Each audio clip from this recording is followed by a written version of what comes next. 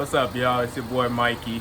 I'm out here today with my 2009 Pontiac G6 3.5, and I'm here to clear up some confusion on checking your fluid level in your Pontiac G6 here. I seen some incorrect information online here on YouTube, and I just wanted to set some stuff straight for y'all. So, if y'all look down here, a lot of YouTubers and a lot of guys are saying that underneath them coolant lines down there, maybe you could get a better view from underneath.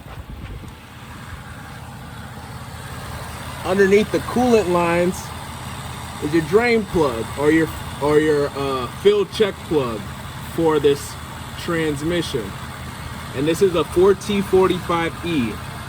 And what you're supposed to do is you're supposed to talk to your local dealer, okay, your local dealership, and you're supposed to ask them with your VIN in hand what kind of transmission is in my Pontiac or my vehicle, and they'll let you know exactly which one, and then from there you can look it up. This is how I found out this information.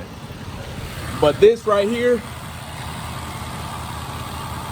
that's the pressure test. That's the pressure plug. So when you pull that out, it's supposed to spew fluid everywhere. That's not your fill plug. So on these 4T45Es on the 2009 Pontiac G6 and other models, makes and models of similar years, the fill plug is actually right there, and you can kind of see it dripping. Excuse me, y'all, I ain't got no light in there. Maybe I could get y'all a light real quick. Hold on. See if I can't find y'all light. This'll do.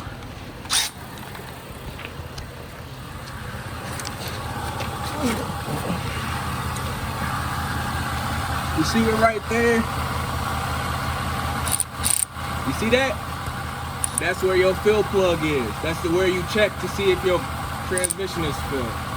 Don't do the other one. I promise you, you'll underfill your transmission. That's all that's gonna happen.